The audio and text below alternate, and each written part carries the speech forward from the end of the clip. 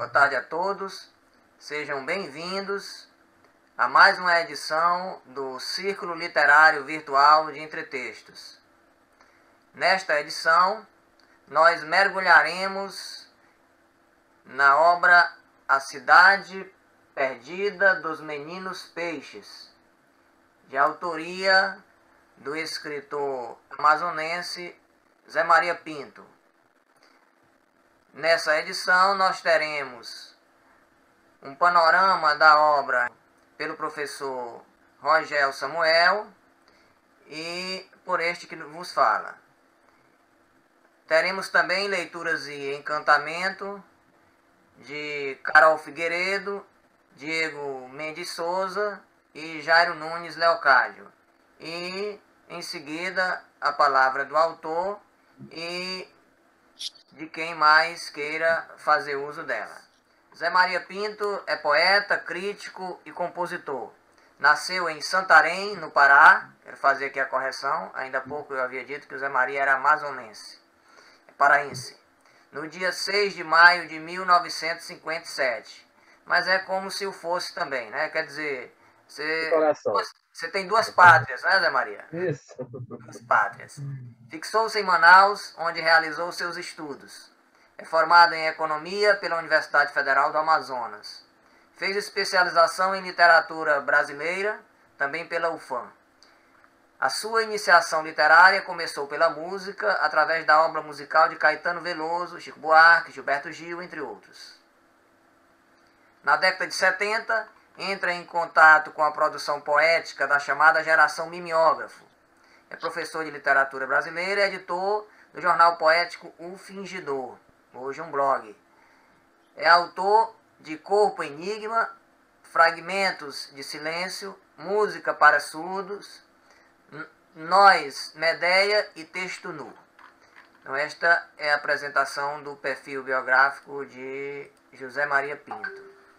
Nós passamos a palavra para o crítico literário e romancista Rogel Samuel. Eu vou projetar aqui o texto do professor Rogel Samuel para que ele possa fazer um panorama da obra de José Maria Pinto. Panorama da obra A Cidade Perdida dos Meninos Peixes. Tudo bem, vou aqui. O livro é mágico. Depois da sua leitura, sonhei com ele, sonho muito nítido, simbólico, e antes ele desaparecera na minha casa, misteriosamente escondido, até que reapareceu entre alguns papéis velhos, mas no sonho estava numa estranha casa, onde havia uma estranha festa, com pessoas desconhecidas, mas num autêntico prédio de madeira amazônicos. Passava um igarapé por trás, que podia ser avistado de uma varanda onde o livro estava. Livro portal, que fez autêntico contato com os seres que vivem sob as águas. Os misteriosos seres dos lagos e dos rios, habitantes das cidades fantásticas, existentes nas lendas dos rios, dos mares, as uiaras, os nagas, os botos, colecionadores de narrativas, fatos fantásticos. A Cidade Perdida dos Meninos Peixes, de Zé Maria Pinto, é um romance, na realidade é um romance, um autêntico romance, porque cria um mundo e nele se desenvolve, tece uma extraordinária história, um mundo fantástico, um mundo submerso, e aponta um desenlace inesperado. Mas, por isso mesmo, parece uma fábula, um romance-fábula, um relato educativo. Será um livro juvenil? Ou o seu leitor somos nós mesmos, velhos leitores, os calejados leitores, os viciados leitores da literatura amazônica? A Cidade Perdida dos Meninos Peixes, de Zé Maria Pinto, É um espelho, reflete a nossa sociedade corrompida por nossas ambições, por nossas contradições, por nossas competições, inimizades. O ambiente aquático onde se desenvolve faz a exposição que temos de melhor na nossa natureza. Mito amazônico, moderno ou pós-moderno. Nele se podem ouvir as referências a Manaus, a São Paulo, seus shoppings, suas TVs, videogames, tudo isso no meio dos seres do reino puro dos fantasmas aquáticos da mitologia selvagem. O enredo é clássico e perfeito, introdução, complicação, clímax e desenlace. Zé Maria Pinto domina a técnica narrativa, os diálogos são vivos, verossímeis, a prosa tem um estilo suave, a visibilidade é de mundo submerso, fosco. O narrador contorna e supera os temas que vão aparecendo, a guerra, a maldade, a esperteza, a civilização. Zé Maria Pinto se revela um mestre na crítica social, na comparação desses dois mundos, o mundo mítico, o mundo utópico e o nosso mundo cotidiano corrompido. Seu personagem é a sociedade inteira dos seres aquáticos, seres abençoados por uma mãe velha, que pode ser a alma da terra, a mãe da terra, dos índios, dos caboclos e dos meninos peixes. O livro supera a literatura infantil. Todo grande livro infantil faz essa superação para compor a parábola dos nossos dias, das nossas mazelas e misérias. O universo mágico daqueles seres fantásticos revela-se muito mais humano do que o nosso mundo selvagem. A literatura amazonense brasileira ganha com a Cidade Perdida dos Meninos Peixes, de Zé Maria Pinto, o seu livro clássico, que deve vencer o tempo e entrará para a estante da nossa história literária como um marco. Muito obrigado. Muito obrigado ao professor Rogério Samuel pelas palavras e apresentação à Cidade Perdida dos Meninos Peixes. Nós vamos então projetar aqui a leitura que fiz, A Cidade Perdida dos Meninos Peixes. Analisando a literatura para a infância no século XIX, diz Teresa Colomb que os contos populares sempre desfrutaram da preferência infantil, priorizando a fantasia e o prazer narrativo. Assim é que contos de feição popular e oral se deixaram absorver e permanecem até hoje como referência social, colocando o viés moralizante como natureza secundária para favorecer a fabulação. Chapeuzinho Vermelho e inúmeras obras, por exemplo, permanecem perenes, mas a elas, em recontos ou na incorporação delas por outras narrativas, foram acrescidos diálogos com novas manifestações da linguagem. São novos gêneros, novos valores, novas formas de narrar. E assim a literatura se reinventa permanentemente, do oral para o escrito e muitas vezes influenciando, inclusive, que o oral também adquira outros contornos. Em A Cidade Perdida dos Meninos Peixes, embora seja lido como novela ou romance, Zé Maria Pinto evidencia as pressuposições de Colomb pela ressignificação da tradição oral como ponto de partida para a escritura. Lendas do norte brasileiro, tão conhecidas país afora, servem para a surpresa e para a fantasia de significados novos, sobretudo uma lenda. Quem já não ouviu entre nós a lenda do Boto? Essa lenda e outros relatos, como a universal lenda de Atlântida, aludida, inclusive diretamente no texto, criam uma narrativa que concilia a aventura e o fantástico, para sobrepujar o maravilhoso.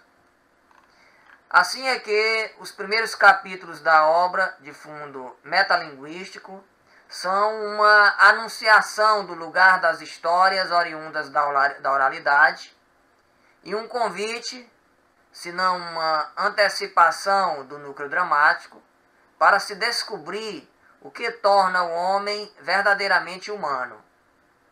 Qual vida estaria conotativamente submersa? Um convite para a valorização da própria tradição de contar, representada pela Mãe Velha, chefe de um conselho de seres sábios, como descobrirá o leitor, e especialmente uma alegoria para o tempo, uma negação da morte, ainda que possa ser lida como a força viva da lembrança e da saudade. Mãe Velha tinha a cara do tempo, é verdade. Um dia fora vista pela última vez à beira do rio de sua cidade, seguindo um bando de botos. Exibia um sorriso de felicidade nos lábios. O próprio narrador é quem anuncia no capítulo 2 que a matriz de sua história é a oralidade. Vou contar a história, estabelecendo a transição entre a autoexplicação e a narrativa propriamente dita por uma espécie de saudação, ao mesmo tempo a reverência ao valor sagrado de toda a sabedoria simbolizada na Mãe Velha. A bênção Mãe Velha é não somente um aviso de que a história vai começar para valer, mas também, como concluirá o leitor ao descortinar das páginas, a anunciação de que há valores universais sagrados a permanecerem entre nós como condição para a convivência harmônica e feliz.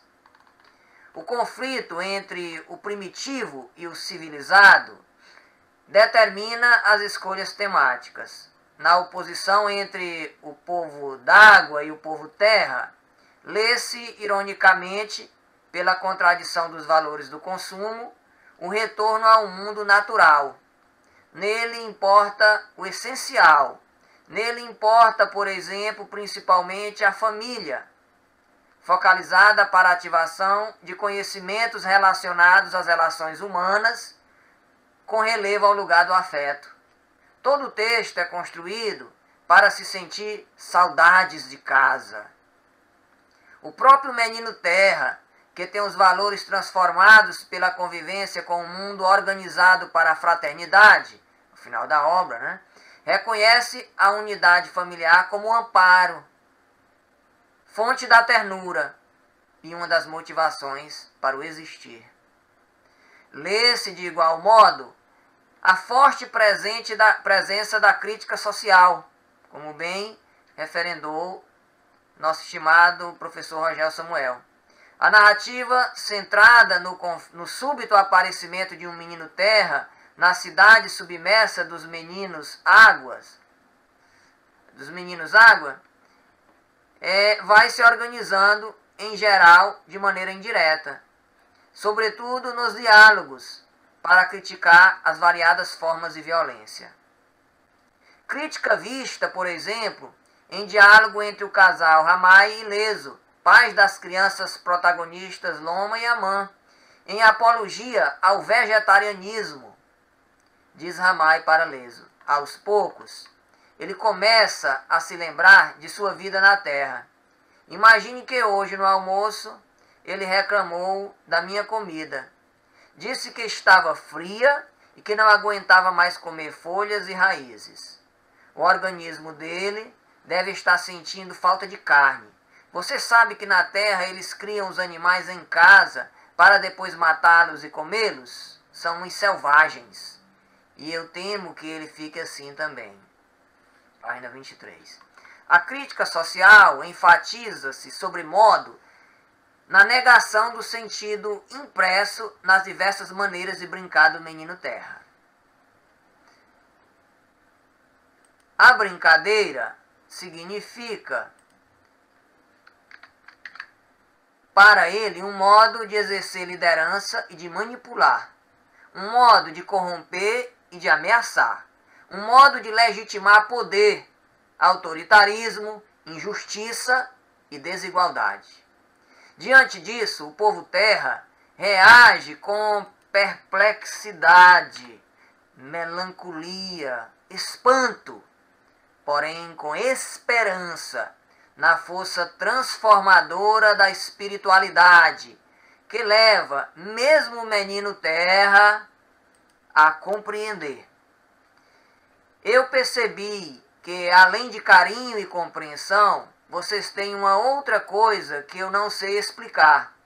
As pessoas se ajudam umas às outras, elas não se atropelam, nem mesmo tentam ultrapassar quem está na frente. Sabe, mãe velha, logo que eu cheguei aqui, eu achava tudo muito lento, mas agora eu compreendi. O importante não é chegar na frente, o importante é chegar.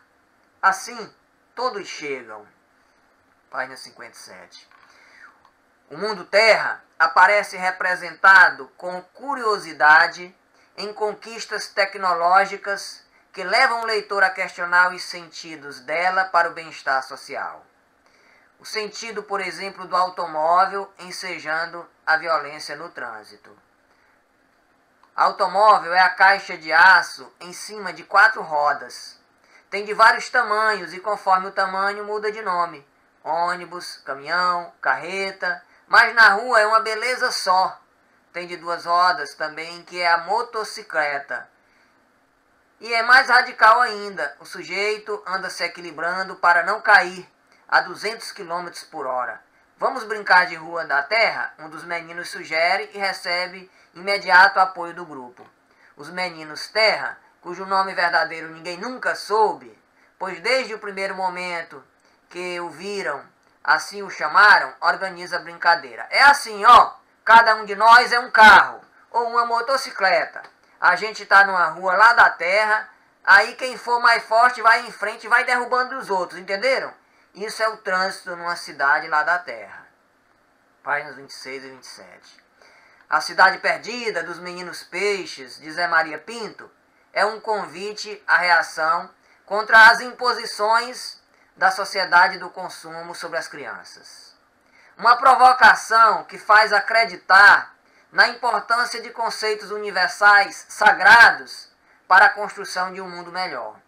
Referenda-se assim um postulado valioso. Os valores da liberdade, tolerância ou defesa de uma vida individual prazerosa fazem com que a literatura infantil e juvenil se dirija a enfrentar qualquer forma de poder autoritário, a denunciar as formas de alienação e exploração da sociedade industrial moderna, a reivindicar tanto a vida rural quanto aquela própria de culturas não industriais, como a harmonia com a natureza, e a defender os setores socialmente débeis ou diferentes. Pessoas imigrantes, exploradas ou de raças minoritárias. Volume 200, 2017, página 203. Portanto, conclui-se que as formas de vida geradas pela sociedade são amplamente rechaçadas por causa dos problemas de agressão que terminam em uma tríplice direção: agressão aos seus próprios cidadãos alienados, explorados ou oprimidos, à natureza arrasada e a outras raças ou culturas aniquiladas. Passaremos então às leituras de Encantamento de A Cidade Perdida dos Meninos Peixes. Passamos então a palavra a Carol Figueiredo. Eu vou projetar o livro. Carol irá ler inicialmente o capítulo 11, em seguida o capítulo de número 12. Carol, ao fazer a sua leitura, você pode, entre um capítulo e outro, né, justificar as suas escolhas, comentando o capítulo o que nele há de encantamento. Eu vou projetar a obra.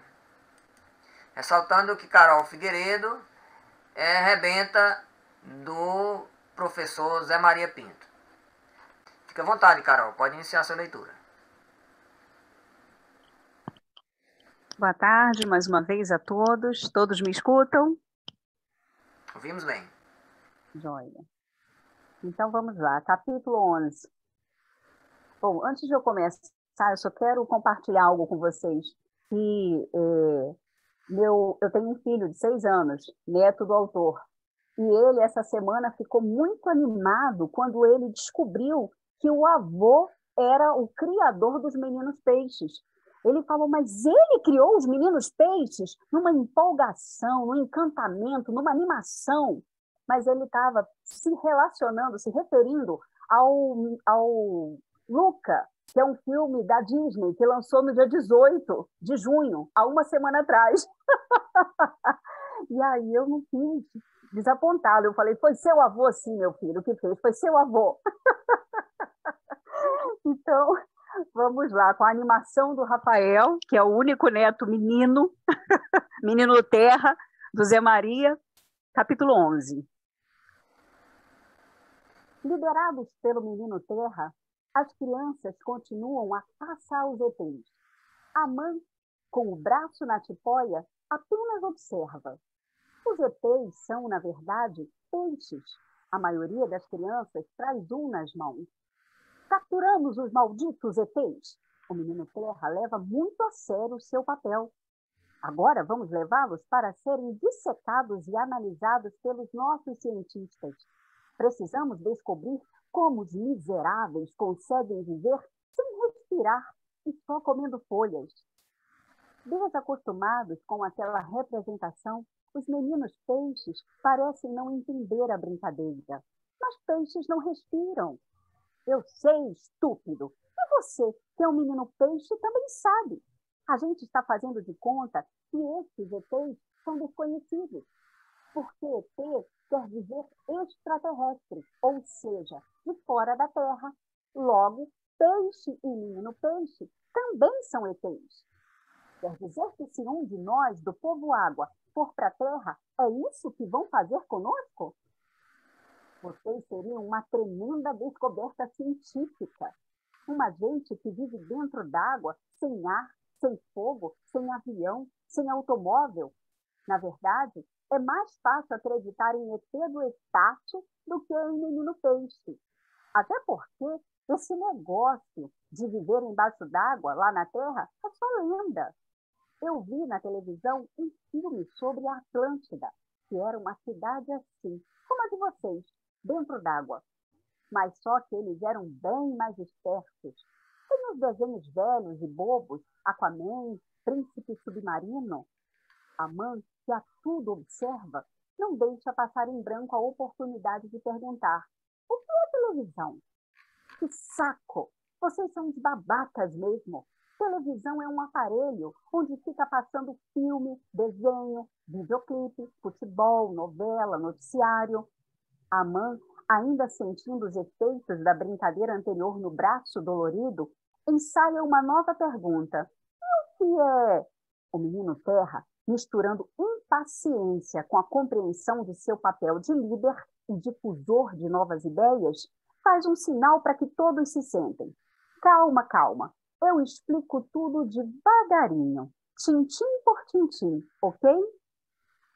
Deixando os peixes ETs de lado, eles se reúnem ao redor do menino terra, que com abundância de gestos, conta-lhes sobre cinema, televisão, videogame, etc. Mas sua impulsividade é sempre de caráter violento. Em alguns momentos, para ilustrar sua fala, ele agarra outra criança e a atira no chão. Ao término, os meninos estão extasiados. Pô, cara, que legal! Agora eu entendo por que você diz que esse nosso mundo é um saco.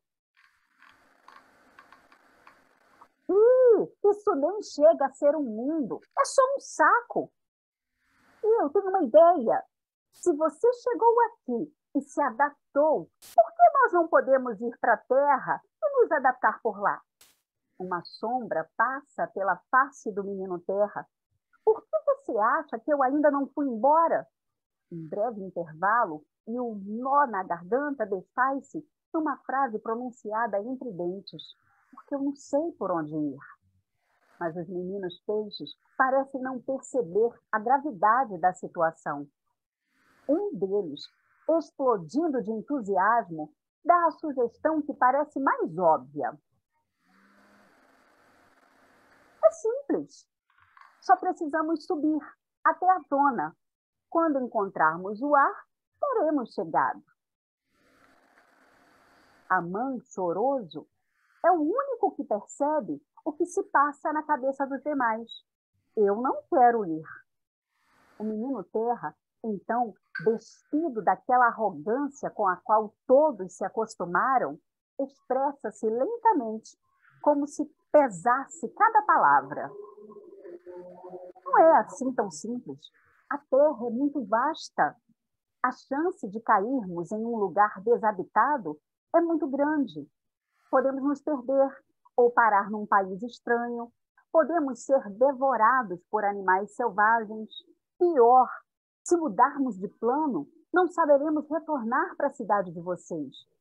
Os meninos peixes, contaminados pela ideia de aventura que lhes fora incutida pelo novo amigo, não o perdoam.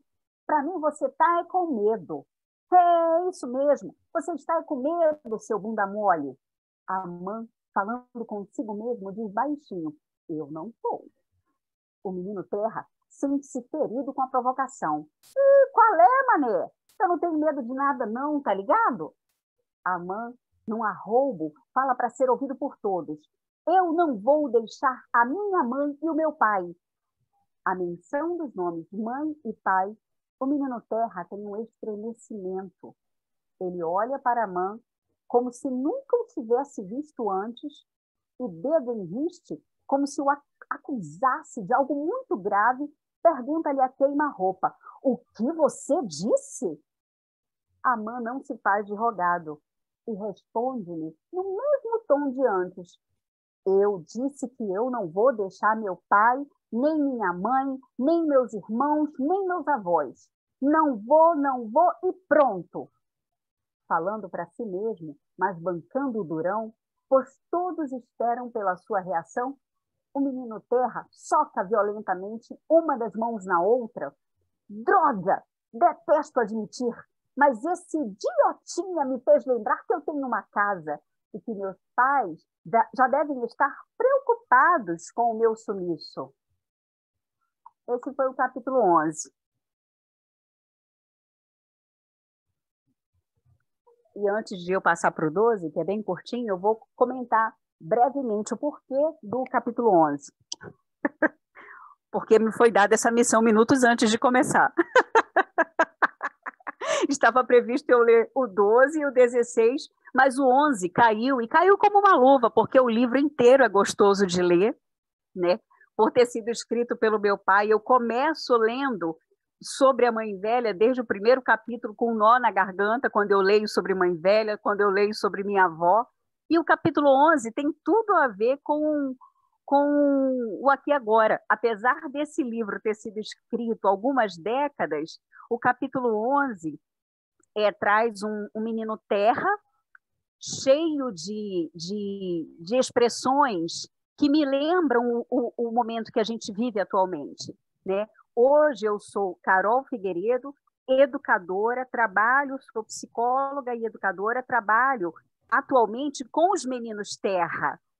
E quando eu li essa semana a obra para estar aqui com vocês, eu falei, gente, é o meu trabalho atual, porque hoje eu trabalho com jovens que estão todos, são meninos Terra, que estão todos dentro de aquários, porque nós estamos através do Google Meet, cada um dentro da sua casa, cada um dentro do seu aquário, vivendo essa loucura que é a pandemia que todos nós estamos vivendo. E quando eu reli a Cidade Perdida dos Meninos Peixes, eu falei, gente, são os jovens com os quais eu trabalho, lá tanto do ensino fundamental quanto do ensino médio. Tudo que o Menino Terra fala, todas as expressões, toda essa agressividade, toda essa competitividade, é o que eu acompanho desde abril desse ano, abril, maio e junho, em casa com os jovens das escolas públicas daqui da cidade onde eu moro, em Minas Gerais. É exatamente desse jeito. Eu, escutando o Menino Terra nessa leitura, eu falei, são os meninos aqui das nossas escolas. E são os meninos do Brasil inteiro, né? Então, gostei de ter lido esse capítulo agora, caiu como uma luva, porque são os meninos terra com os quais eu convivo no meu dia a dia. Eu atendo cerca de, através das telas, através do aquário, né? Cerca de 80 jovens por dia, de segunda a quinta. Alguns encontros são na segunda de manhã, são pela manhã, e aí eles dormem um pouquinho mais, então 35, 45, mas à tarde, que eles estão em polvorosa, entram 80, 87, e eles fazem exatamente o que o Menino Terra do livro faz. Essa competitividade, essa agressividade, né? E a nossa esperança é que um dia eles conheçam o mundo submerso, né? Do nosso povo água, que tem tanto carinho, que tem tanto respeito, que é desacelerado, né? Como os comentaristas falaram aí no início, né? Leram um trecho de um outro capítulo, né? Não importa quem vai chegar em primeiro, o importante é que todos cheguem, né? E gostei de ter lido o capítulo 11, foi divertido, foi um presente. Agora eu vou concluir a leitura com o 12, que é curtinho. Chiesa e Ramay, conforme hábito muito antigo, discutem em família os últimos acontecimentos. A voz de Ramay é quase um pedido de desculpas. Ele é de um mundo diferente do nosso. Sob o olhar tenso das duas crianças, Chiesa procura explicar a diferença por meio de exemplos práticos. Se fôssemos para lá, você sabe o que iria acontecer?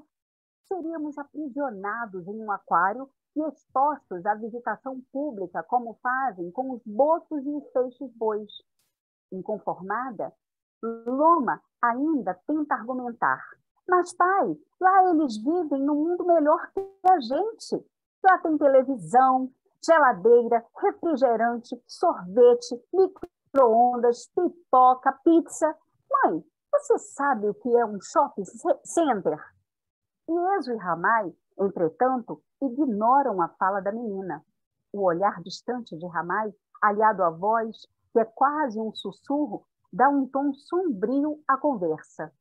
Alguns de nós seriam sacrificados para que os cientistas deles pudessem nos estudar.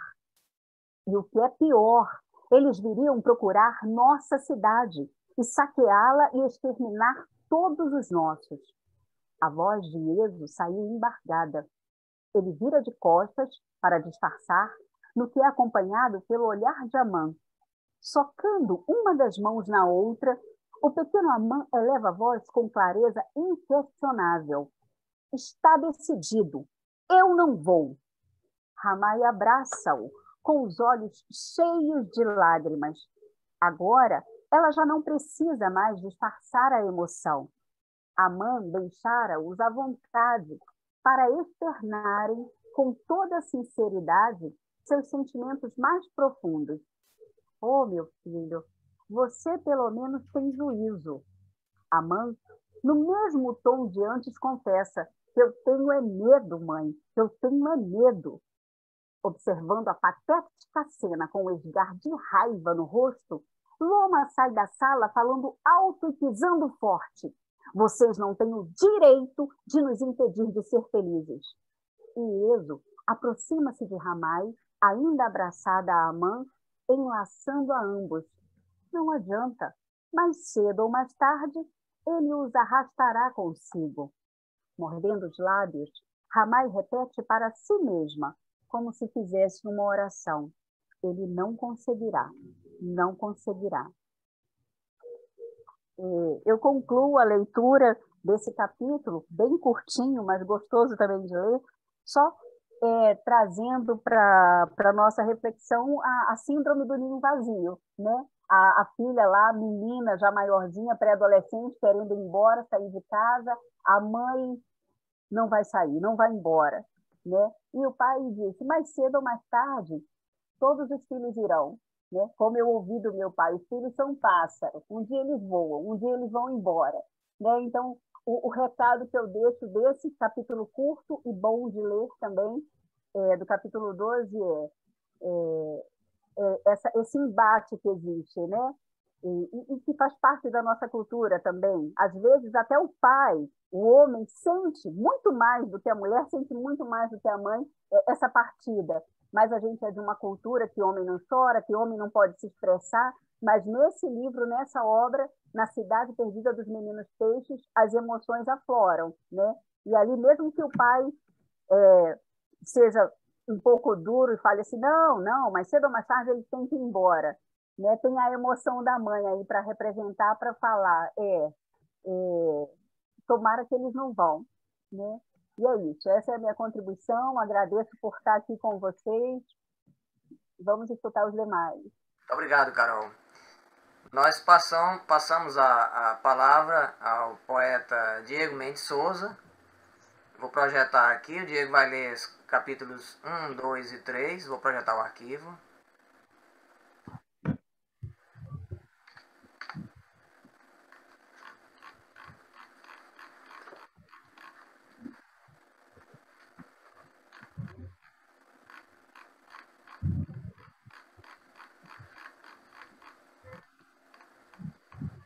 Fique à vontade, Diego. Seja bem-vindo. Boa tarde aos nossos ouvintes. Minhas saudações ao homenageado desta tarde, deste encontro, que é o meu caro Zé Maria Pinto, que é autor, como disse, já apresentou, mas aqui eu vou ilustrar. É autor de Música para Surdos, um livro de poemas. É também crítico com a poesia expressionista de Augusto dos Anjos.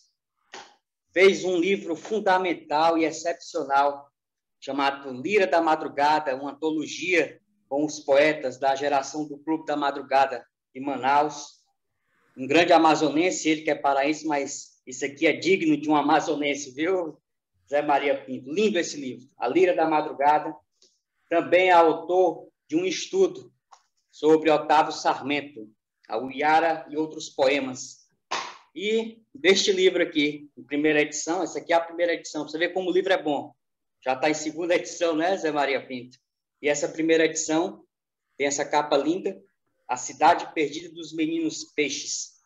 Minhas reverências aí ao Disso Lages Monteiro pelo convite, ao mestre Roger Samuel, sempre evocando de uma forma muito digna sua palavra, sempre evocativa.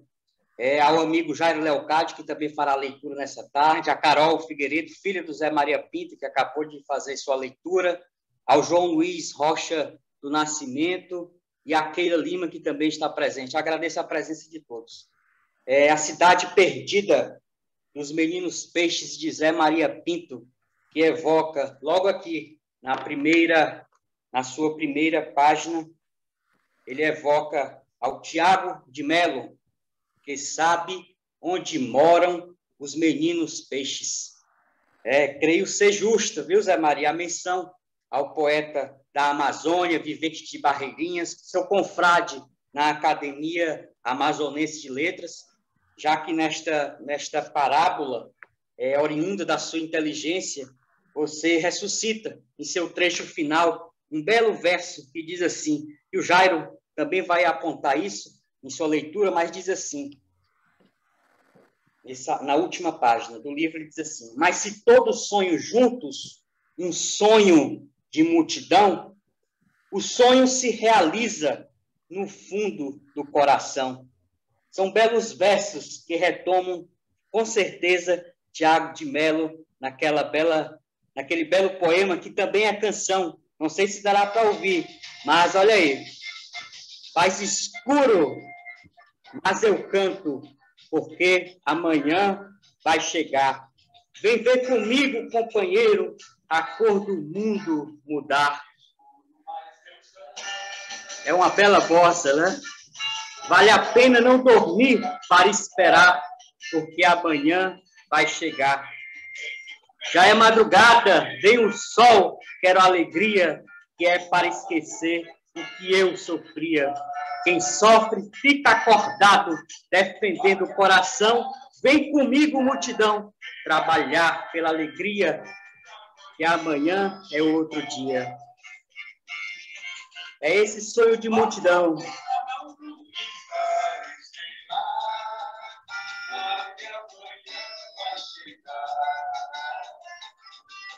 Já é madrugada, quero só ter alegria,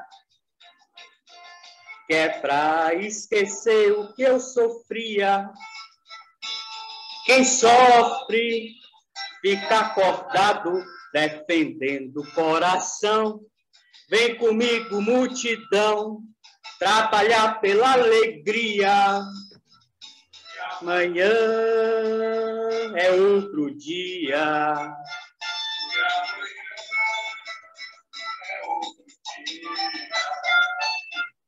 Mas é esse sonho de multidão, viu, Zé Maria Pinto?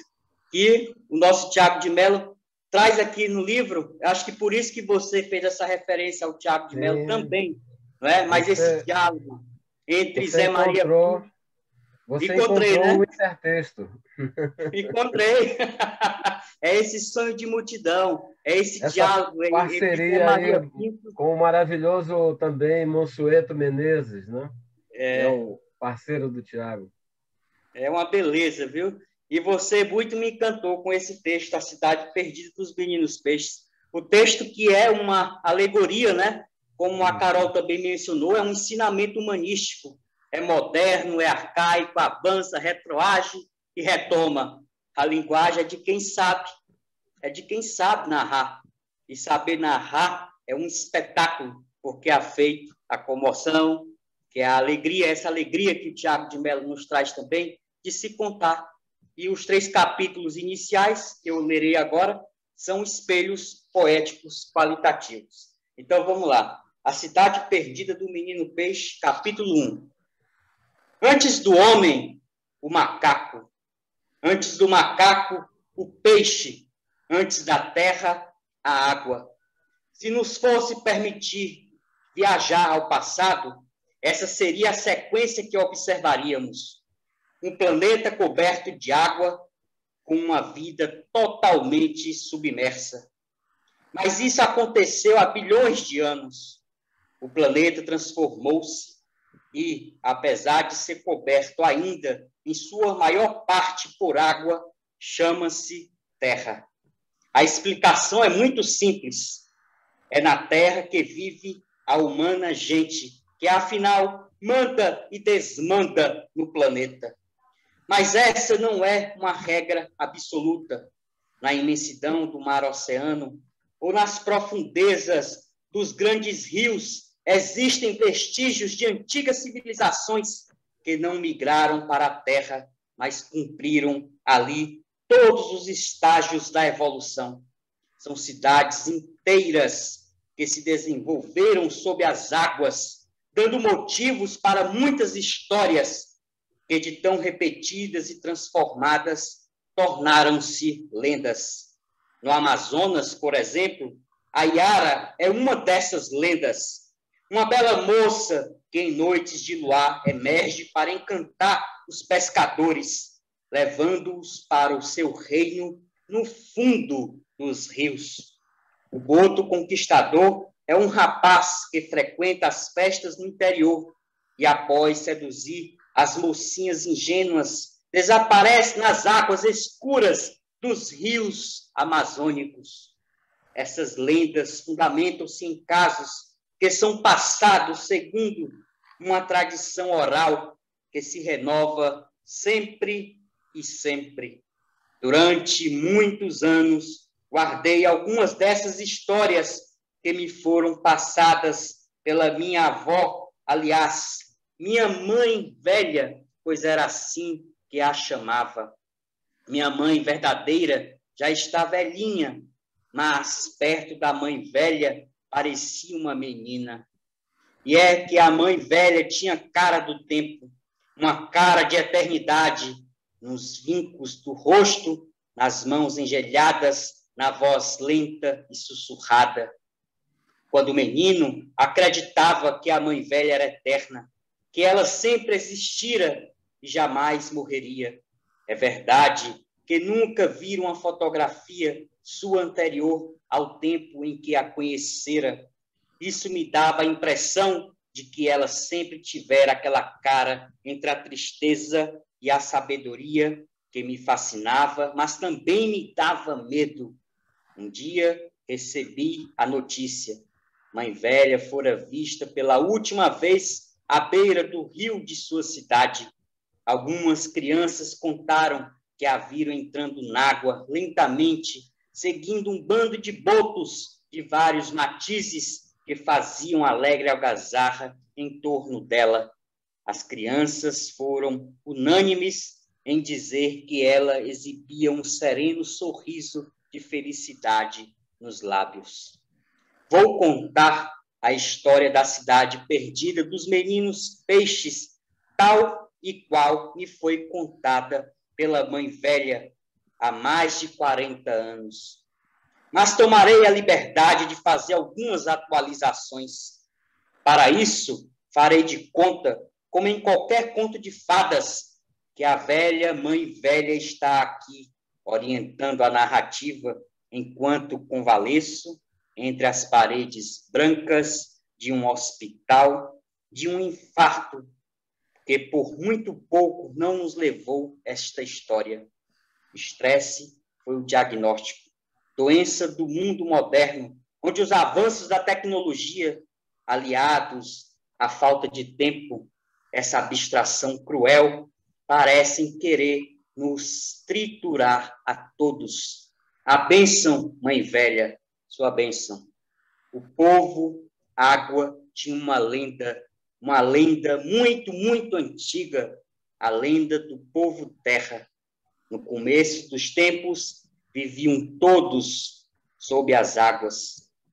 Próximas uma da outra, havia duas cidades que viviam num clima de paz e fraternidade, se ajudando mutuamente. Mas um dia, o povo de uma das cidades reuniu-se, armou-se e invadiu a outra cidade e os escravizou e os forçou a trabalhar para eles e os humilhou. Os que tinham o poder e as armas, entretanto, continuaram brigando entre si para aumentar ainda mais o seu poder. E outros grupos se separaram e fundaram outras cidades que guerreavam entre si. Os vencidos se tornavam escravos dos vencedores. Assim foi por muito, muito, muito, muito tempo. Mas um dia, um escravo falou para o seu grupo: basta! Não podemos continuar assim. Devemos reagir e retomar de volta os nossos lares. E um escravo falou para outro, que falou para outro, que falou para outro. Assim, por muito, muito, muito tempo. Logo, todas as cidades tinham seu grupo de rebeldes. Foi um período ainda mais selvagem que o anterior. Os rebeldes venceram e os derrotados, que haviam antes traído seus irmãos, foram punidos com o exílio na terra, condenados a viver sob o sol e a chuva. O seu elemento vital passou a ser o ar, o oxigênio. Do ponto de vista do povo que continuara na água, os homens terra eram muito perigosos, predadores terríveis, que nunca perderam totalmente o contato com a água. Para se deslocar de um lugar para outro, usam uma coisa que mais parece uma baleia gigante, chamada navio. E nas guerras que continuam a travar entre si, usam um artefato maléfico chamado submarino, que tem o poder de navegar submerso como seus antepassados. Mas, então, após a vitória dos rebeldes e a expulsão dos traidores, o povo que ficara na água se reuniu novamente e fundou uma grande cidade, onde até hoje reina a paz e a fraternidade, onde cada um sabe a sua responsabilidade e cumpre com suas obrigações, onde ninguém tem mais que ninguém, ninguém tem mais do que precisa, ninguém manda mais que ninguém. Talvez hoje eles sejam os exilados, mas essa é uma outra história. O menino Terra nunca soubera nada da mãe velha, por isso espanta-se com a reverência. Um dos meninos explica-lhe: ela é a mais antiga e a mais sábia representante do meu povo, é a líder do conselho de anciãos. Outros meninos dão mais informações. Dizem que ela é do tempo em que ainda existia o povo terra. Ela sabe de encantos e magias. O livro é mágico, já disse Roger Samuel. Segredos que só os anciãos podem saber. Mas o menino terra não se deixa impressionar. A literatura, para mim, Zé Maria Pinto, deve sempre ser essa magia, né? O livro é mágico, como disse o Roger Samuel, e só os magos enfeitiçam, né? Isso é dom. A cidade perdida dos meninos peixes é uma alegoria, é um fascínio, e a encantaria, né? A encantaria é ofício para poucos, o que você conseguiu realizar aqui. É assim que a obra A Cidade Perdida dos Meninos Peixes me fisgou, né? Me agarrou, ou melhor, me arpoou, me arpoou como um peixe, né? Porque é o seu destino seduzir com a palavra, com um sonho de multidão, e aqui eu volto ao Tiago de Mello e volto a você também, ou com a multidão no sonho, sonhar. Eu penso assim, né? Sonhar é ser refém da liberdade. Já pensou ser refém da liberdade? O que está liberto não se entrega. Então, o seu livro venha a ser essa liberdade, venha a ser esse refém dessa entrega.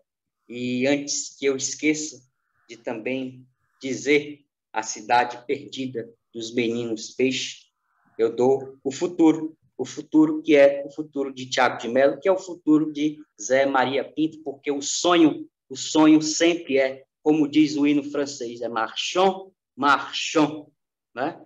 Aos amantes da sua pátria. Então, a cidade do Menino Peixe é uma pátria. A pátria de Zé Maria Pinto é a pátria do sonho, é o sonho da multidão. Nós somos essa multidão, nós somos a poesia, e essa encantaria é essa magia que o Roger Samuel e o Dilson também fez, delineou em seus estudos. Parabéns, Zé Maria Pinto. Eu fiquei muito feliz, adorei ler seu livro.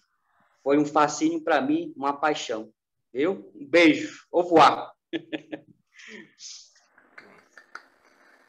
Muito obrigado ao poeta Diego Mendes Souza. Passaremos a palavra a Jairo Nunes Leocádio. Boa tarde, Jairo. Seja bem-vindo. Boa tarde. Jairo irá ler capítulo 16. Vou localizar aqui a página. Jairo, um minuto, por favor. Obrigado. Boa tarde a todos. Todos me escutam? Estamos ouvindo bem, Jairo. Primeiro, quero saudar o nosso homenageado hoje, Zé Maria Pinto. Com uma satisfação conhecer. Quero agradecer pelo livro. Agora, 10 anos do lançamento dessa edição, eu tenho, portanto, o livro. Obrigado, Zé Maria Pinto. Já é um clássico, conforme falou Rogel. Quero saudar o professor Dilson, mais uma vez aqui participando com vocês desse evento literário. Saudar o Diego Mendes Souza, saudar Carol, Rogel e a todos que participam desse encontro. Vamos ler aqui o capítulo 16. Reunidos na entrada da cidade, o povo água, tendo à frente a mãe velha e os anciãos, aguardam o esperado retorno dos meninos. Quando veem os botos fazendo o seu balé de alegria, todos se regozijam. O grupo, enfim, é cercado pelos pais e amigos. um dos anciãos ensaia um discurso. Meus amigos, nesta tarde solene, outro ancião afasta-o discretamente. Sem discurso, seu velho xarope, sem discurso. E Êxodo toma a frente do grupo. Em nome de todos os pais, eu quero dar as boas-vindas a vocês. Sem esconder uma lágrima furtiva, Ramai lembra uma velha parábola. Os filhos pródigos retornam ao lar. Os meninos, um tanto assustados, pois não sabiam qual seria a reação dos adultos, vão aos poucos relaxando e entrando no clima de festa. O menino Terra, entretanto, daquela maneira que lhe é peculiar, fala para si mesmo: eu não retornei coisa nenhuma. O meu lar não é este, não é neste mundo. A mãe velha, que em nenhum momento perdera de vista o menino Terra, aproxima-se dele. Todas as atenções voltam-se para os dois. Ela toca-lhe suavemente o rosto e lhe fala com voz macia: meu filho, você quer mesmo voltar para o seu mundo? Sem olhar para a mãe velha, ele acena positivamente com a cabeça. Ela então lhe faz nova pergunta: por que você quer voltar? Fale-me. Demonstrando confiança, o menino Terra olha nos olhos da mãe velha e lhe revela com voz trêmula: sinto saudades de casa. Ora, isso não é motivo suficiente. Todos nós sentimos saudade de algo que um dia tivemos e agora não temos mais. Às vezes sentimos saudade até do que nunca tivemos.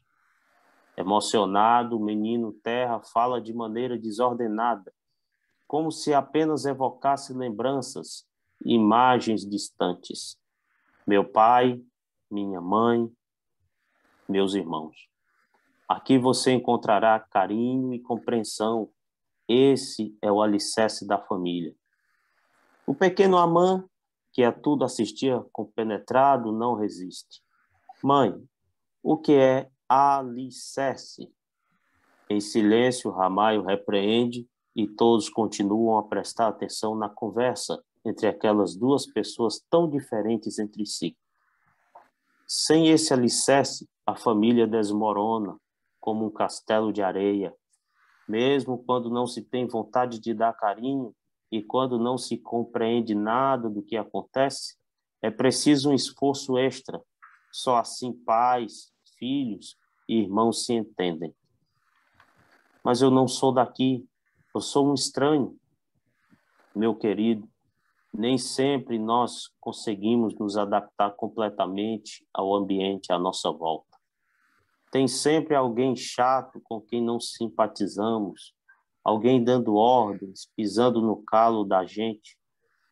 A mãe, querendo tomar parte da conversa, novamente interrompe, buzinando atrás. Bi, bi. Ramai coloca sua mão direita vedando os lábios de Amã, que ainda tenta uma reação, mas a mãe é mais forte. Com um impenetrável sorriso, a mãe velha prossegue. Eu, por exemplo, quando canso de ver gente, sumo e nem dão pela minha falta. Houve-se um breve rumor de protestos, mas ela prossegue. Então, com um pouco de boa vontade, você se acostuma. Tem outra coisa, tia. Mãe velha, meu filho. Mãe velha, eu já não tenho mais idade para ser tia. Pausadamente, o menino Terra começa a falar. À medida que suas frases vão sendo proferidas, percebe-se a emoção nos olhos de cada um dos presentes. É que eu percebi que, além de carinho e compreensão, vocês têm outra coisa que eu não sei explicar. As pessoas se ajudam umas às outras. Elas não se atropelam, nem mesmo tentam ultrapassar quem está na frente. Sabe, mãe velha, logo que eu cheguei aqui, eu achava tudo muito lento, mas agora eu compreendi. O importante não é chegar na frente, o importante é chegar. Assim, todos chegam. Nem mesmo a mãe velha, que já experimentara todas as emoções possíveis, consegue conter o sentimento que cerca aquele momento único. Maravilhoso, meu filho. Você já é um dos nossos. Ela o abraça e ele retribui calorosamente o abraço. Sob o aplauso dos demais, após um breve instante, o menino Terra retoma a palavra com entusiasmo. Mas se eu voltar para o meu mundo, eu vou ensinar essas ideias para os meus amigos e eles vão ensiná-las aos amigos deles e esses amigos ensinarão a outros amigos e quando nós formos adultos, por alguns minutos, o discurso prosseguiu apaixonado.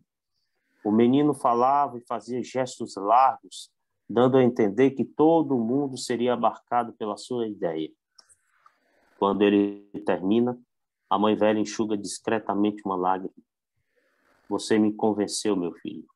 Você me convenceu. Se seu desejo é tão forte, será mais fácil realizá-lo. O menino Terra aproxima-se e beija a mão da mãe velha. Muito obrigado, mãe velha. Muito obrigado. Eu não vou decepcionar vocês.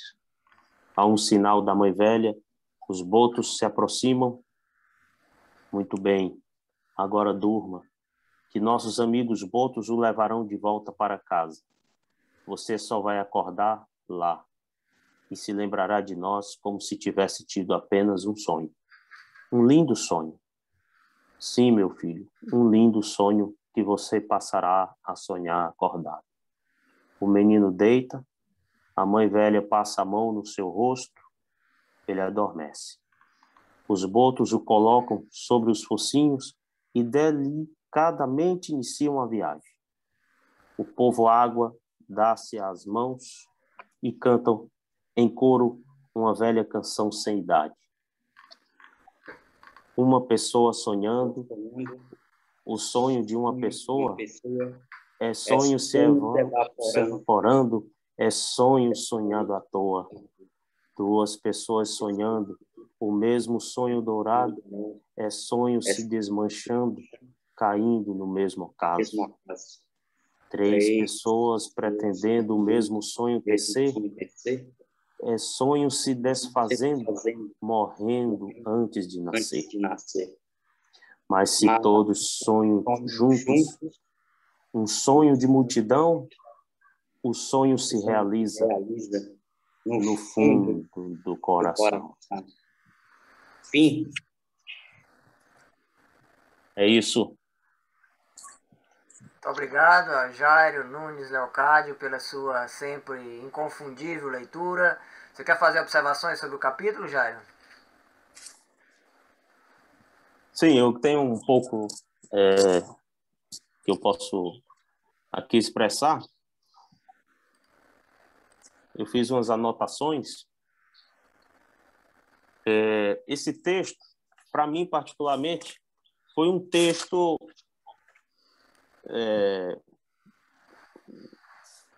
assim que me, como é que eu posso dizer, um texto que de certa forma me inquietou, não sei bem explicar, mas é um texto que fala de temas relacionados ao homem, à personalidade, ao comportamento humano, aos valores, à cultura, às tradições. Também, como já foi comentado aqui, vemos crítica social, não é? E, além disso, talvez por se passar num território desconhecido, desafiador, que é esse território submerso nas profundezas das águas, né? Talvez por isso tenha me inquietado. Mas eu quero dizer que estamos aqui numa região também com muita água, uma cidade que tem suas lagoas, seu rio e o mar da Pedra do Sal. E temos também as nossas lendas, os nossos mitos, como os índios Tremembés, que remete também aqui à lenda da Macirajara, do Rio Portinho, da Lagoa do Portinho. E temos também, quando estava lendo esse livro, me veio a lembrança do nosso Assis Brasil, lá nas Novas Histórias do Rio Encantado, quando ele escreveu sobre A Sereia, um episódio que se passava em Parnaíba, quando ele falava da velha Maroca, a mãe dele, quando ele falava que essa sereia tinha aparecido para ele, depois tinha desaparecido nas águas, talvez por causa desse tempo de tanta gente ruim e das violências. Mas é um livro que nos apresenta lições importantes, como quando esse menino Terra muda a sua compreensão, o seu comportamento, né, lá nos temas relacionados à competição. Temos as lições que se referem à saudade, as lições que se referem à família, como o próprio professor Dilson já falou aqui, citando aquele episódio, quando ele fala em carinho e compreensão. Então, é um livro que inquieta, que incomoda, mas é um livro que traz aqui lições importantes, e estou muito feliz em poder ter participado desse momento com vocês, ter conhecido essa obra. Obrigado. Obrigado a você, Jairo, por esse momento e sua leitura especial. Eu queria aqui fazer 2 registros. Um deles, o contista João Luiz Rocha do Nascimento, que está aqui conosco, J.L. Rocha do Nascimento, autor de Um Clarão Dentro da Noite e Os Pés Descalços, de Ava Gardner. Registrou aqui que o poema que está aí ao término do material dialoga também com João Cabral de Melo Neto, e que faz lembrar o célebre poema Tecendo Amanhã. E aquela que, encantada com a cidade perdida dos meninos peixes, registra o seguinte: que lindo! Vontade de sonhar com o menino que conheceu uma sociedade da água. Antes de permitir aqui que perguntas sejam estendidas ao Zé Maria, eu mesmo tenho aqui um questionamento a ele, creio que os demais também o tenham. Eu gostaria de fazer um registro, uma observação. Assis Brasil, o nosso Assis Brasil do Piauí, uma das principais vozes da literatura brasileira das últimas décadas, na prosa de ficção, um escritor completo que ao longo de sua história passeou por todos os gêneros, autor de cerca de 150 livros. O Assis, perguntado sobre o que faz com que uma obra infanto-juvenil seja um sucesso, certa vez disse que gosta muito de livros que tem como, no seu título, que tem o menino como tema. E aí ele disse que livros que trazem a palavra menino no título tendem a encontrar um certo grau de identificação com as crianças, em sendo livros de expressão como é o livro do Zé Maria Pinto. Então, Zé Maria, eu gostaria de lhe fazer aqui uma pergunta. Você repete muito aí para caracterizar o menino Terra, um comportamento dele, uma ação dele que é um comportamento, né? As duas coisas se confundem, né? Que é exatamente você fala em socar uma mão na outra. E aí eu fiquei imaginando o tempo inteiro quando eu estava lendo, né?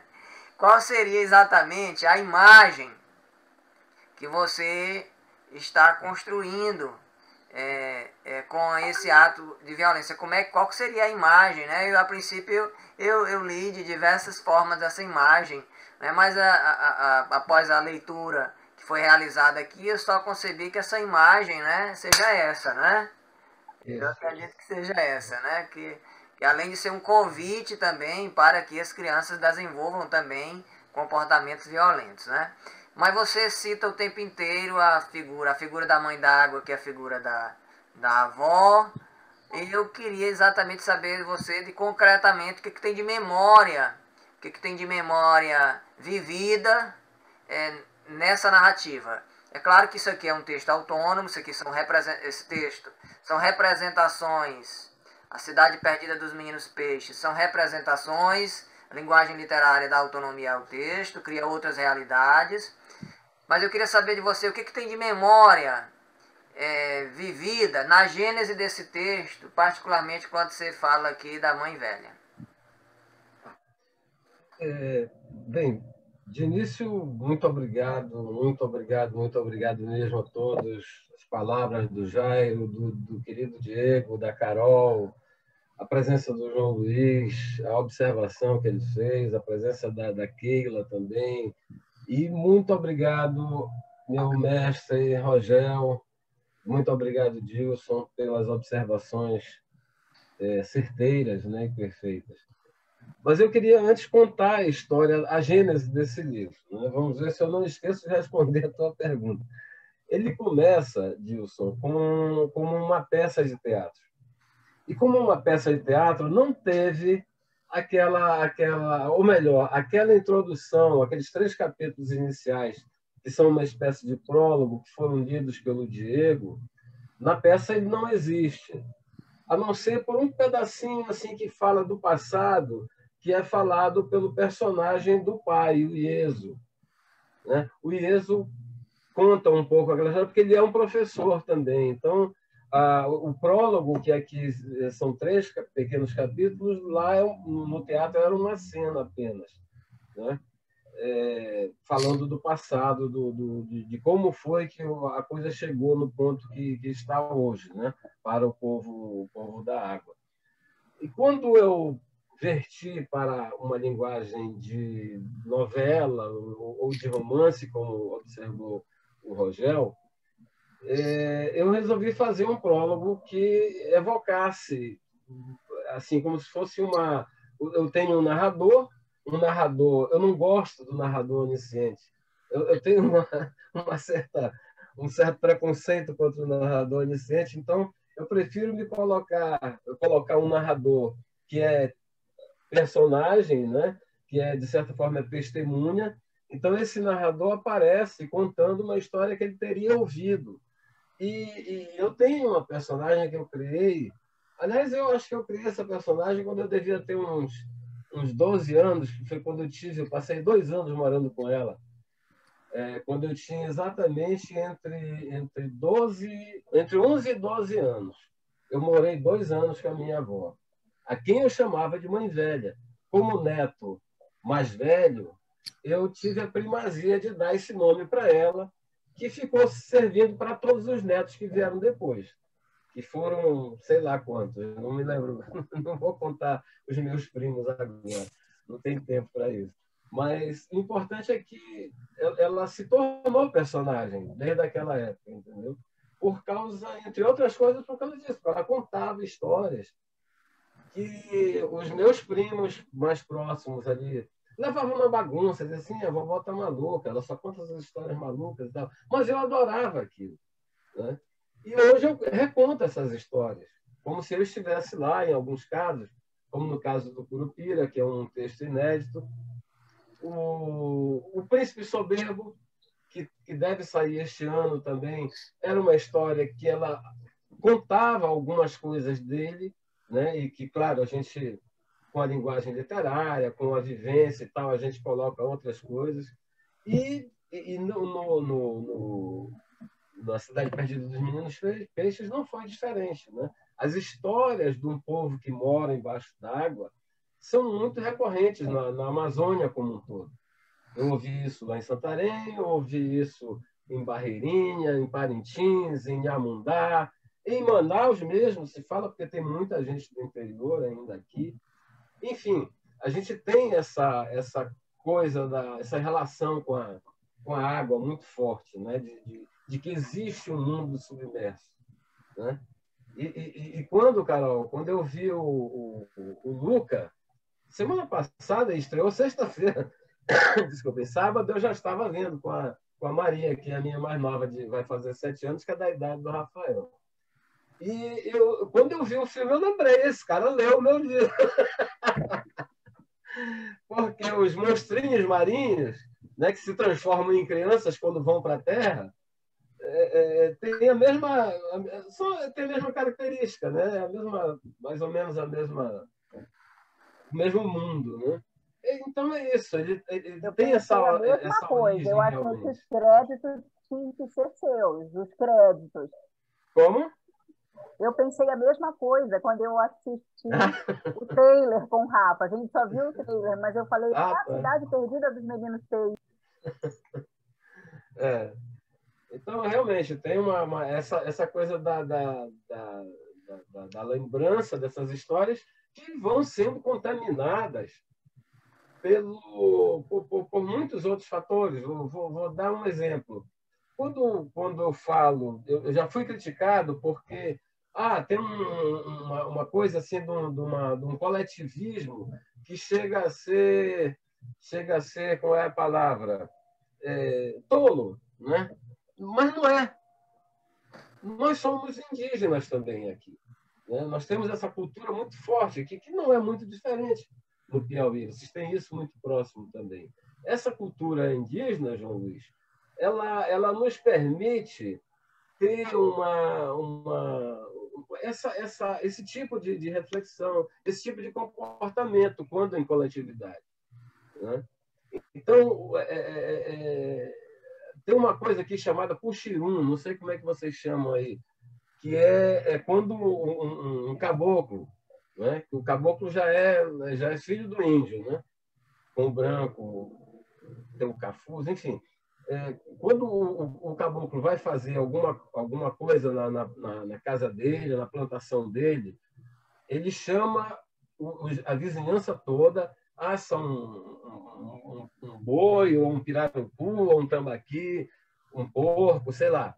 E faz uma festa e fazem um trabalho também. Isso aí se chama puxirum, né? É um trabalho coletivo, é um trabalho onde todo mundo ajuda todo mundo, né? Esse é o espírito da coisa. Então, o que parece ser, às vezes, parece soar forçado para quem não está acostumado com isso, para nós é muito natural. E isso tem outras coisas que vão se somando também. Essa questão da violência, por exemplo, é muito grave, né? Eu passei um ano aí praticamente preso dentro de casa, mas eu já saí há alguns meses, comecei a sair, e é terrível isso, não mudou nada. A pandemia não serviu para mudar a cabeça das pessoas em relação a isso, a essa violência do trânsito, essa pressa inexplicável, né? Essa coisa da pressa no trânsito eu comparo com as ruas de São Paulo, aquelas ruas ali, sei lá, Paulista, ou as estações do metrô ali mais concorridas, né? Porque as pessoas vão te empurrando e não querem nem saber, não pedem licença nem nada, elas querem chegar. Elas não querem chegar não sei aonde exatamente, né? Mas querem chegar. Enfim, é uma violência que está por trás, de qualquer forma, por trás no comportamento normal dessas pessoas.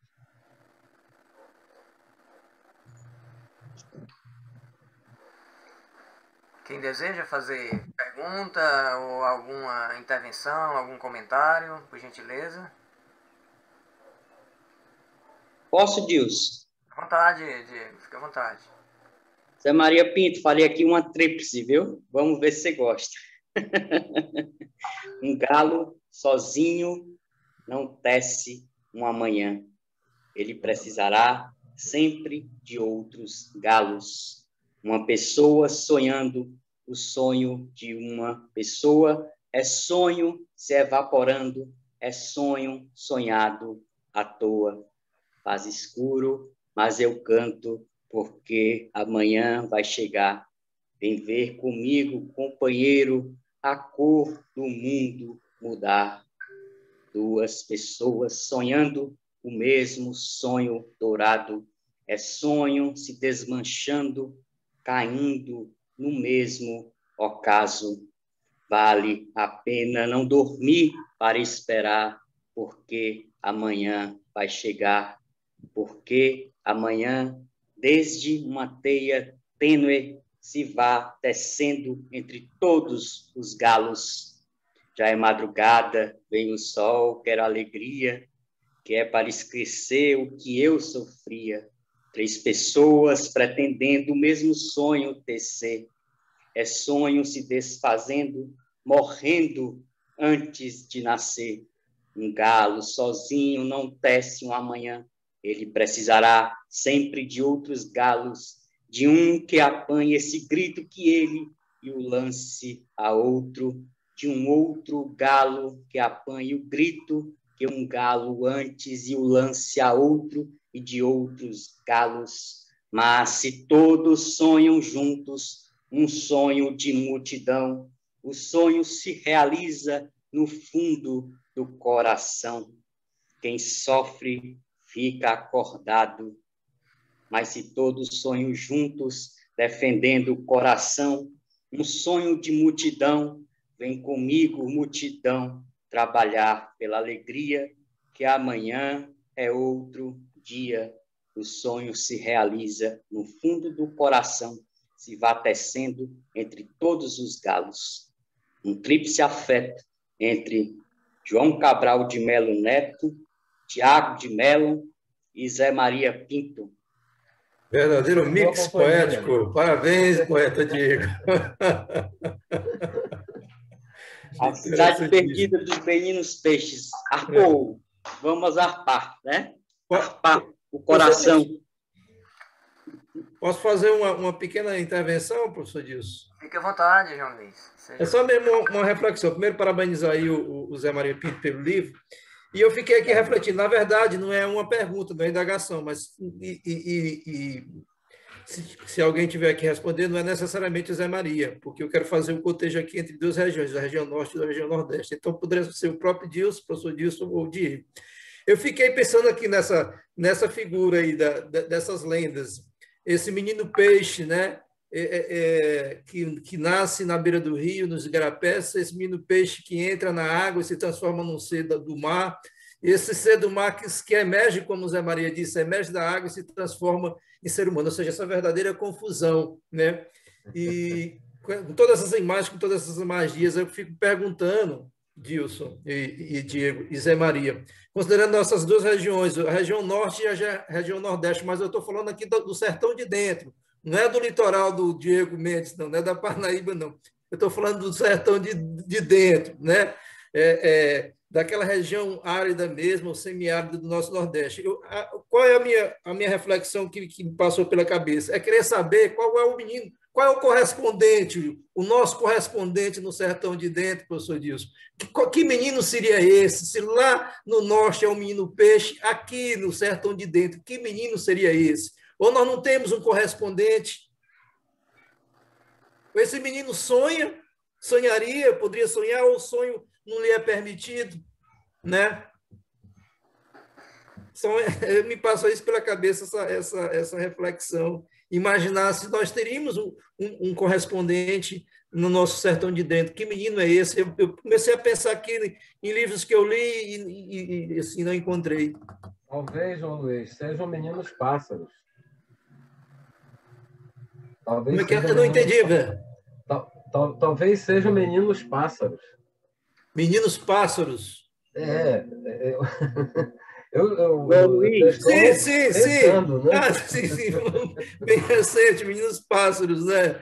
O menino pássaro é um menino urbano, né?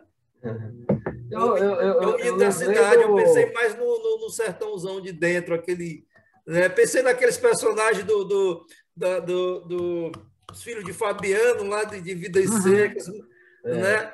Mas eu estava lembrando do poeta, eu não lembro agora o nome dele. Sou menino passarinho com vontade de voar. Quando estou nos braços teus, sinto o mundo bocejar. Quando estás nos braços meus, aí papapá, sou menino passarinho com vontade de voar. Eu já fiz outra leitura, fiz outra conclusão, mas não me causa uma certa inquietude, Dilson, professor Dilson, é saber que isso aqui é porque é muita magia, né? Essa questão do menino peixe, ele entra na água, se transforma em um ser do mar, o ser do mar volta e quando emerge se transforma. Não, mas parece coisa de cinema, né? De magia. Esse aí é lá da Disney, né? Isso que você estava falando, que a gente comentou ainda há pouco, é da Disney. Os nossos meninos são caboclos mesmo. Como é que eles vivem embaixo d'água, não sei. Esse é o milagre da ficção, né? Mas quando eles vão para a Terra, eles são meninos normais mesmo. Sim. Mas fica sempre aquela coisa, né? De, olha, se o menino peixe for para a Terra, ele vai viver no aquário e vai ser como um bicho, né? No aquário mesmo, né? Aliás, lá em São Paulo tem um aquário, um aquário municipal, eu acho, que eles botam lá umas moças com um rabo de sereia no lugar das pernas para enganar as crianças, né? Eu acho aquilo uma maldade, porque até hoje a minha filha acha que aquilo ali, ela viu mesmo uma sereia.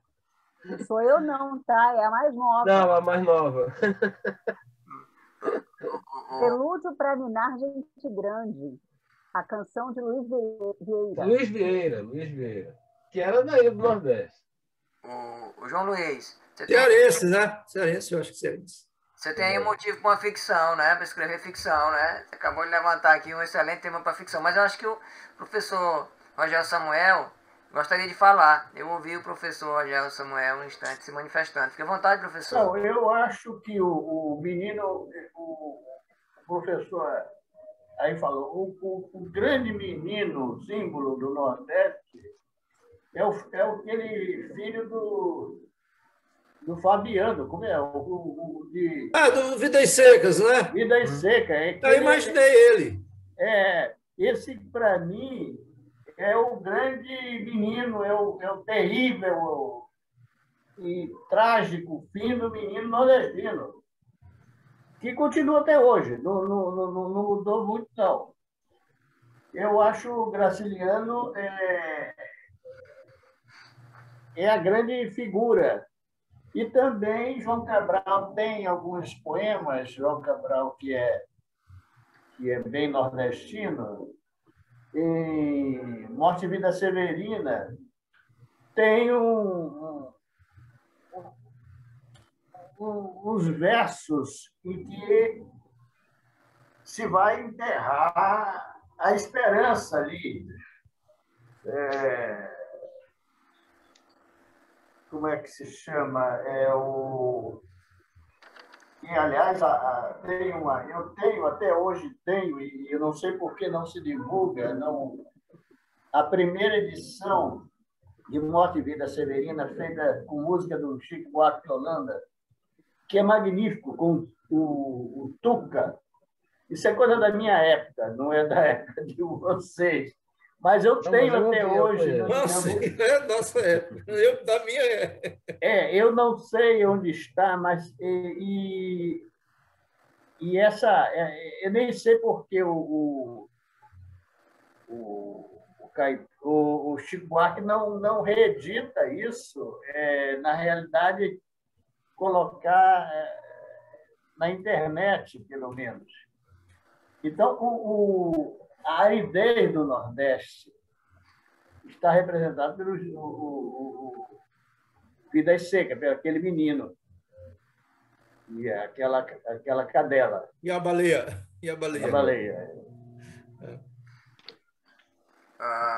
É engraçado, você fez referência aí ao poema musicado pelo Chico, não sei se é lenda ou não, mas eu li e ouvi em algum lugar que o João Cabral de Melo Neto não conseguia mais ler o poema por conta da popularização na música. Não sei se alguém ouviu algo parecido. Aquela coisa assim do João das Almas, que é uma romaria, é uma coisa extraordinária. E isso no Amazonas... O Amazonas, na realidade, o Amazonas é muito nordestino. E, se não me engano, se não me falha a memória, foram 150 mil nordestinos para o Amazonas, na época da borracha. Então, a minha família toda é nordestina. A minha mãe é nordestina. Então, o Nordeste... Existe um livro do grande mestre Samuel, como é o nome deste mol, né? Que é a tese dele sobre o nordestino na Amazônia. Então, quando a gente vai para o interior do Amazonas, o que a gente encontra caboclo falando como nordestino. Os nordestinos estão lá na mais profunda selva. É verdade, houve uma migração muito forte, especialmente do Ceará, mas também tem gente de outros estados, aí desde de 1890 até 1910, e depois, durante a Segunda Guerra, novamente, né? Aconteceu. Eu não tenho os números, Rogel, mas com certeza foi muita gente. Costuma-se dizer, brincando, mas falando sério, que toda família tem um nordestino lá na sua origem, um nordestino e um índio, normalmente. Toda a família amazonense ou paraense. É verdade. O Teatro Amazonas, que eu fiquei um ano trabalhando, pesquisando sobre a construção do Teatro Amazonas, o Fileto Pires Ferreira é um piauiense. Sim. E quem inaugurou o teatro foi Fileto Pires Ferreira. Até hoje há uma confusão danada de que o construtor da cidade de Manaus é Eduardo Ribeiro. Não é. Um grande construtor, quem projetou a cidade de Manaus foi Taumaturgo, que é acho que de Barra. Também, né? Está entendendo? E, quer dizer, a história está sempre mal contada. Claro que Eduardo Ribeiro é um grande mito amazonense. Principalmente é um homem do qual pouco se conhece. Eu andei pesquisando, não encontrei quase nada. Era negro, baixinho, gago, meio doido e louco, filho de uma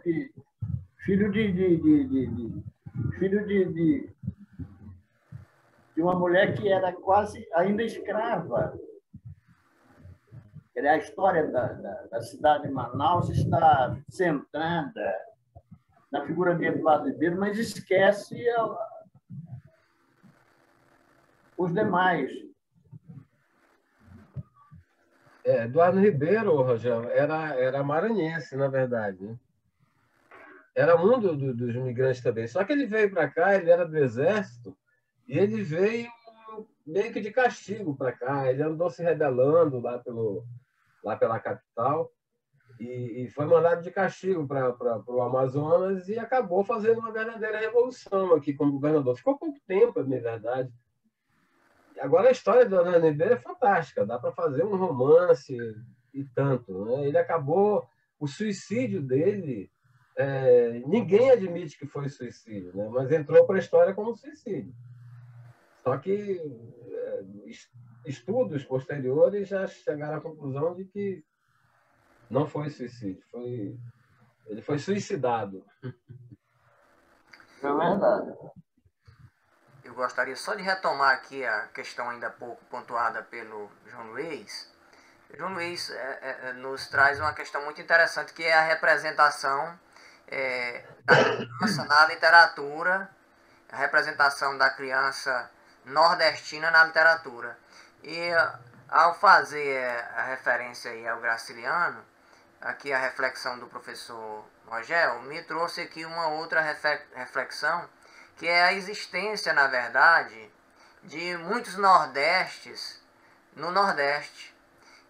Quando o Graciliano escreveu Vidas Secas, eu não sei se a diversidade, se as transformações sociais, nós somos ainda, eu digo nós, o país é ainda um país pontuado pela injustiça e pela desigualdade social, mas nós tivemos profundas transformações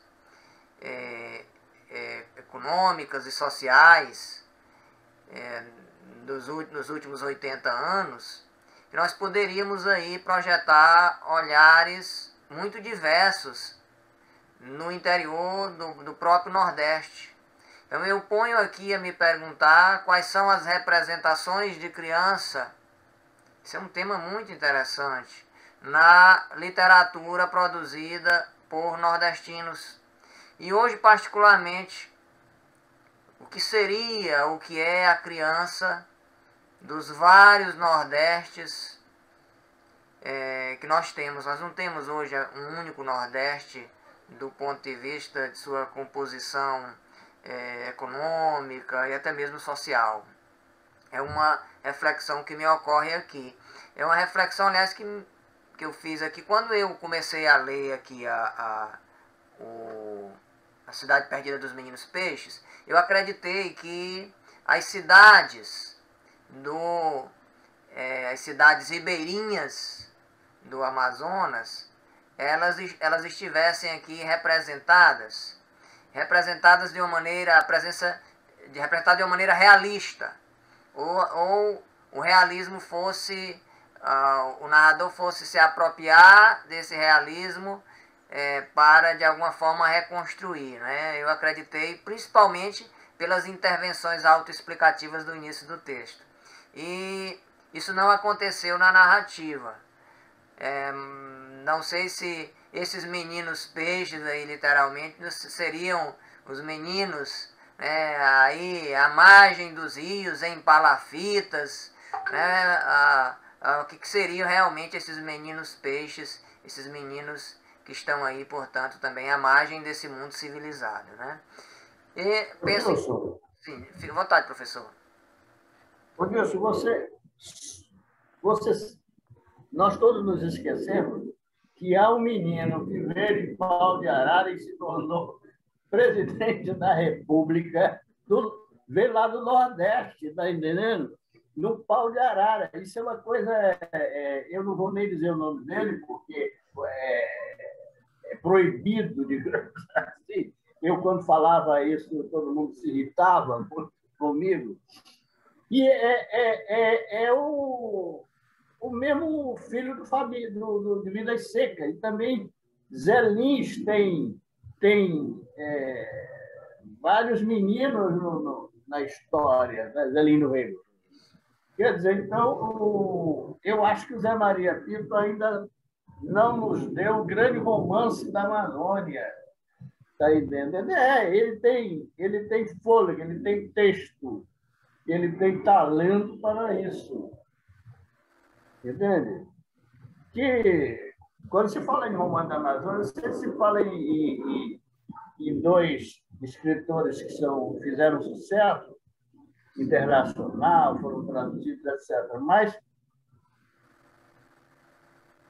ainda falta quem fale quem traga os meninos peixes, quem traga o Amazonas submerso, o Amazonas, a lenda do boto lá, está entendendo? Quer dizer, eu não vou falar mais, não, mas na realidade o Zé Maria Pinto tem fôlego para isso, e tem ainda idade, que realmente é uma coisa importante. O romance é uma coisa trabalhosíssima. O romance é uma coisa que se arrasta por anos e anos. Um pequeno comentário, por favor. Vontade, Jair. Eu gostaria de ouvir, assim, brevemente, um comentário do Zé Maria Pinto a respeito da concepção dessa ideia de um ambiente submerso, como que foi escrever sobre isso, e também da figura do boto, das atribuições, assim, dessa figura do boto. Jairo, de certa forma, a primeira parte da pergunta eu já falei, mas eu vou relembrar, né? Na verdade, não foi assim uma coisa muito planejada, era uma coisa que já estava na minha cabeça desde muito tempo, né? São as narrativas que a gente ouve, que eu ouvia muito da minha avó, da minha mãe velha, mas que eu ouvia também de outras pessoas e que a gente lê em outros escritores também, aquelas histórias fantásticas, né, relacionadas às lendas e histórias que não são parte do lendário, mas que são ressignificações dele, né? São histórias que se contam e que podem ser intertextualizadas com o lendário, né? Esse é um ponto. E o boto, nesse sentido, é uma das personagens principais. Eu diria que o boto, a uiara, o curupira, que, aliás, a Globo conseguiu ridicularizar, numa minissérie que teve aí, colocou o Curupira na praia lá no Rio de Janeiro. Oh, meu Deus do céu. A minissérie é divertida, eu estou até esperando a segunda temporada, mas é só para rir mesmo, porque aquele Curupira lá, o Curupira é bêbado, pô. O Curupira é uma criança, é um menino, o Curupira é que nem o Saci, né? A nossa versão do Saci. Botaram o Curupira um cara bêbado, sabe, um bêbado, drogado, sei lá o quê, um cara horrível, horrível, horrível. Bem, mas voltando então, o Boto faz parte dessa constelação aí de personagens que são criações do povo, né? Se você for analisar as origens disso, estão lá, vieram algumas vieram da Europa, outras vieram da África, outras vieram da própria selva, né, dos índios mesmo. Nós temos essas três formações. Nós somos índios, nós somos negros e nós, como nossos amigos argentinos, alguns chegaram de barco, né, como os argentinos acham que chegaram, né? Então, nós somos um pouco disso tudo, misturado. João Luiz, Dilson, posso falar um pouquinho?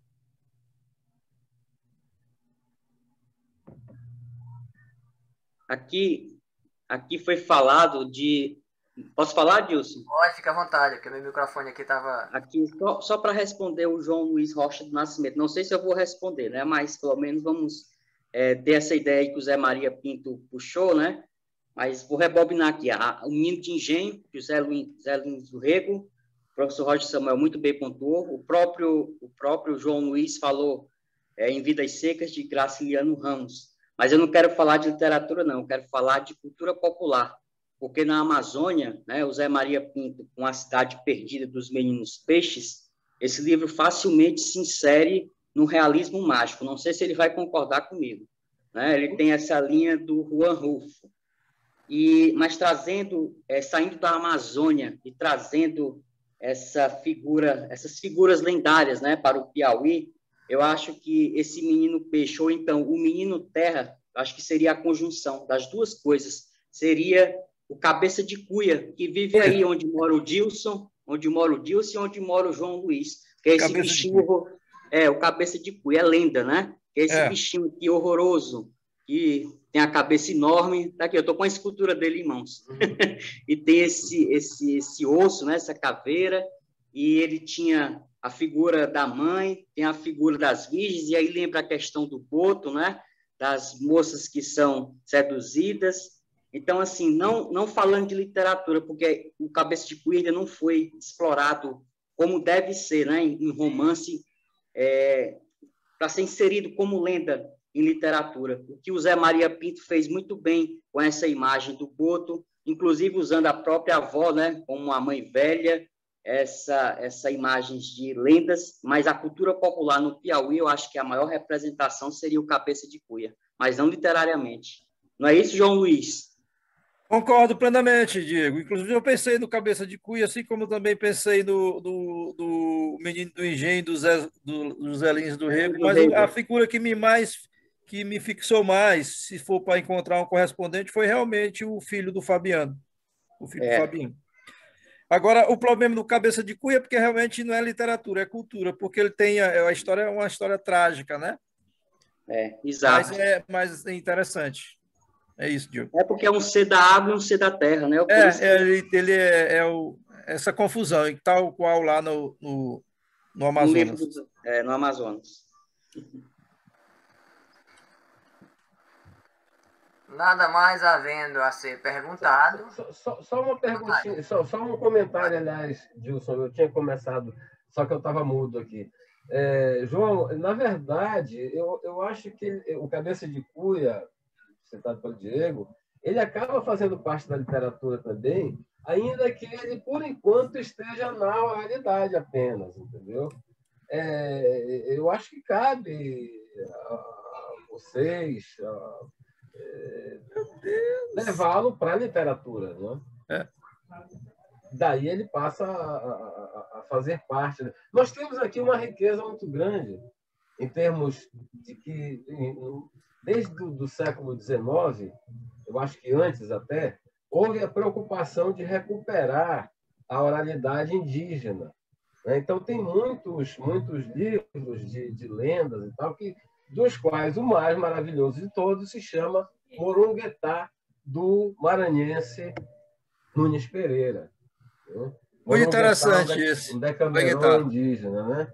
O Nunes fez... O trabalho dele não é absolutamente nada original, porque muitos outros fizeram antes dele coisas parecidas.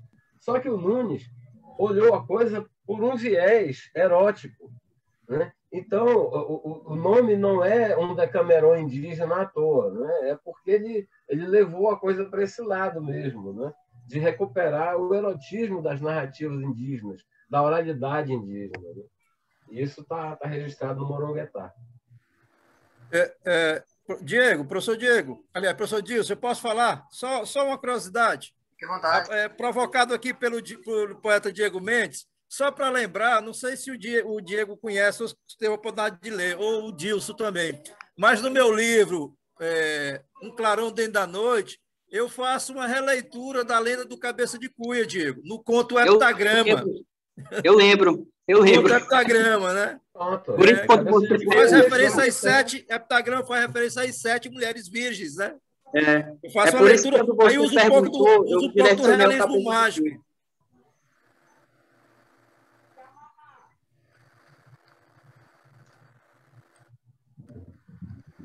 Nós agradecemos a presença de todos em leituras compartilhadas de A Cidade Perdida dos Meninos Peixes. Agradecemos ao professor Rogério Samuel pelo ensaio sobre a obra. Agradecemos a Carol Figueiredo, Diego Mendes Souza, Jairo Nunes Leocádio pelas leituras de Encantamento. Agradecemos a João Luiz Rocha do Nascimento, Keila Lima, e agradecemos a todos que compartilharem esse arquivo, que se identificarem com ele. A literatura existe para emocionar, para comover, para levar a reflexões sobre a condição humana. Se você gostou desse vídeo, compartilhe e faça com que ele chegue a mais pessoas. Muito obrigado pela presença de todos. Obrigado. Boa noite. Boa noite. Boa noite, obrigado.